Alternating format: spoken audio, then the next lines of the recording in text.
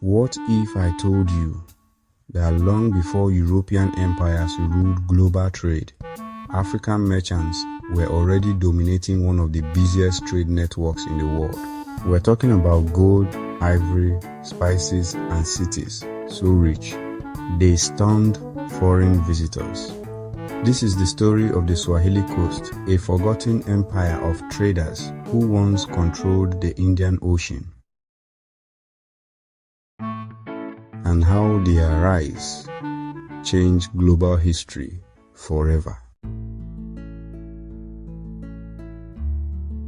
Stretching along East Africa from modern-day Somalia to Mozambique, functioned as a dominant mercantile civilization that connected the African interior to the wider Indian Ocean world. African merchants in these cosmopolitan, independent city-states acted as vital intermediaries, controlling the flow of high-value goods and navigating trade routes that extended to Arabia, India, Malaysia, and China. The Swahili Coast was never just one kingdom. It was a chain of powerful city-states. Places like Kilwa Kisiwani, Mombasa, Zanzibar, Lamu, and Mogadishu that developed around the 11th century, each one independent, but connected through trade, culture, and language.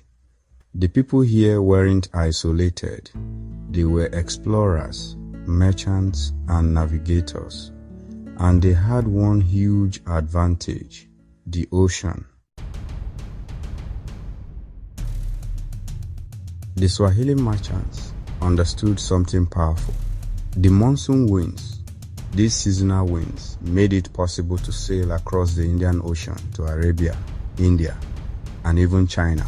Every year, ships left the African coast carrying gold from the interior ivory timber slaves, and they returned with spices, silk, ceramics, jewelry.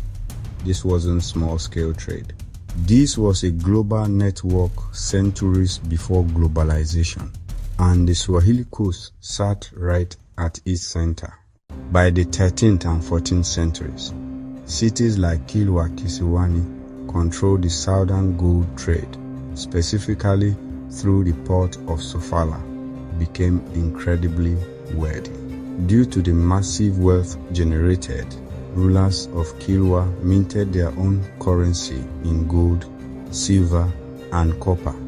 In fact, it was once described as one of the richest cities in the world.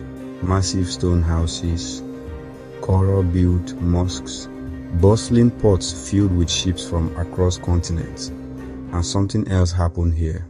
A unique culture was born, a blend of African traditions, Arab influence, Persian connections. This gave rise to the Swahili culture and the Swahili language, still spoken by millions today. These weren't just traders, they were cultural connectors of the world. But wealth attracts attention, and by the late 1400s, Europe was looking for new trade routes. Then came Vasco da Gama. When he reached the Swahili Coast, he didn't find primitive societies. He found advanced cities, powerful merchants, and established trade systems. But instead of joining the network, the golden age was abruptly ended by the Portuguese, who arrived in the late 15th and early 16th centuries, plundering coastal cities like Mombasa and Kilwa to dominate the Indian Ocean trade. The Portuguese wanted control, and that's when everything began to change. The Portuguese used force. They attacked coastal cities, destroyed ports, and took control of key trade routes. City-states that once thrived began to decline. Trade shifted, power moved, and over time, the dominance of the Swahili merchants faded. Here's the twist. For a long time, history downplayed the Swahili Coast. Some narratives claimed they were just middlemen in global trade. But that's not true. They weren't passive participants. They were strategic leaders of a complex trade network. They built cities, controlled routes, and shaped economies across continents. They weren't just part of history, they were driving it.